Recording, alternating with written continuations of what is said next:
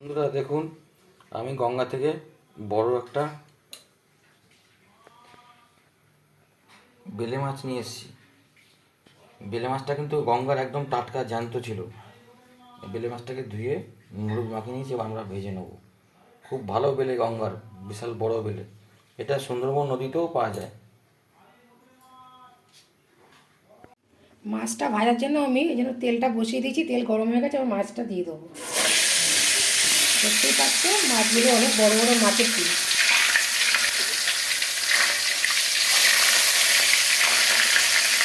একটা জায়গা আছে, আরও একটা দিয়ে দেওয়া যাবে। এইভাবে প্রত্যেকটা মাছ আমরা ভেজে নেব। বন্ধুরা, আমার মাছগুলো সব ভাজা হয়ে গেছে। দেখুন, আমি এক এক করে তুলে নিচ্ছি, লাল লাল করে ভেজে নিচ্ছি।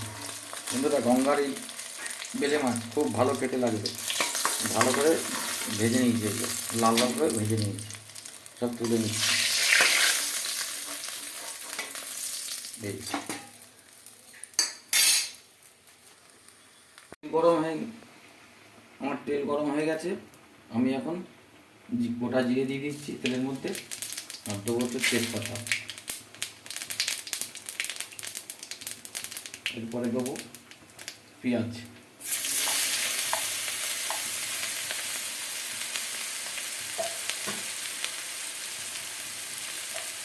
এটা কাঁচা লঙ্কা। এটা একটু ভাজা ভাজা হয়ে গেলে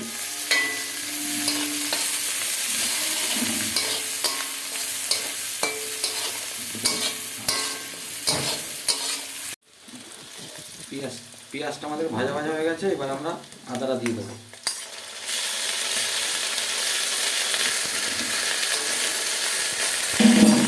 বন্ধুরা, আজকে যে আমরা মাছের তরকারি রান্না করছি আলু ফুলকপি কুমড়ো দিয়ে, কিন্তু কোনো সবজি আজকে ভেজে নিইনি। ডাইরেক্ট মশলা কষিয়ে রান্না হচ্ছে। এখন দিয়ে দেওয়া হবে আলু আর কুমড়োটা,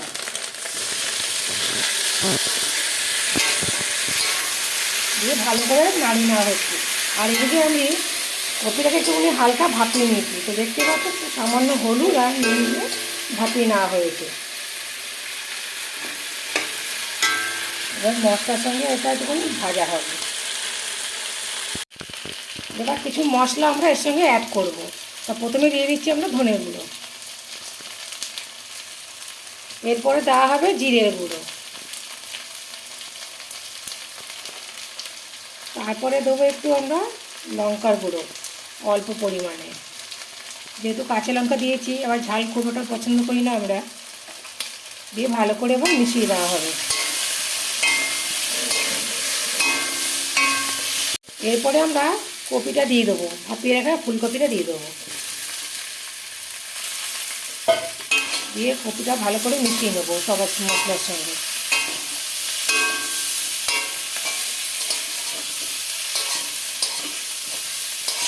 দেখতেই পাচ্ছ, এইভাবে তোমরা একবার করে খেয়ে দেখবে, অসাধারণ লাগে। বন্ধুরা, আজকে ব্লগটা কিন্তু তোমাদের দাদাভাই শুরু করেছে। তোমরা খালি দেখতে থাকো, কত সুন্দর হচ্ছে রান্না আজকে। এরপর আমরা দিয়ে দেবো কেটে রাখা টমেটো। টমেটো একটু মাঝখানে দেওয়া হচ্ছে যাতে সুন্দর করে সেদ্ধ হয়ে যায়। ব্যাস হয়ে গেছে। এবার ভালো করে নাড়িয়ে নিতে হবে। এরপর আমরা স্বাদের জন্য দিয়ে দেবো একটু সামান্য গোলমরিচ গুঁড়ো। ব্যাস আমাদের হয়ে গেছে। এরপর দেওয়া হচ্ছে পরিমাণ অনুযায়ী হলুদ,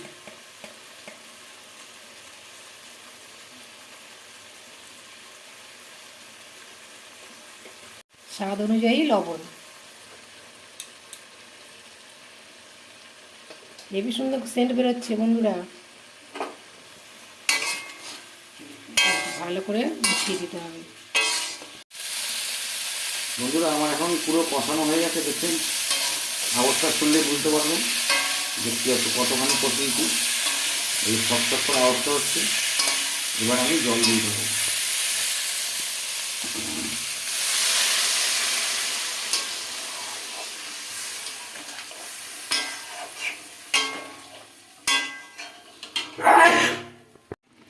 বন্ধুরা, আমাদের মাছের ঝোলটা পুরো ফুটে গেছে, আলুগুলো প্রায় হয়ে এসছে। এবার আমরা মাছগুলো লাল লাল করে ভেজে রাখা মাছগুলো দিয়ে দিলাম।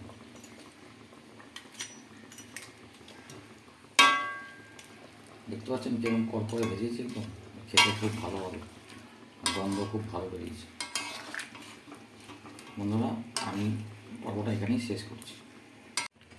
মাছের ঝোলটা আমাদের রেডি হয়ে গেছে, সব শেষ। দিয়ে দেবো এবার ধনেপাতা কুচি। দেখতেই পাচ্ছ ধনেপাতা মাছের ঝোলে দিলে অসাধারণ লাগে টেস্ট খেতে। শীতকালে তো প্রচুর পাওয়া যায় ধনেপাতা।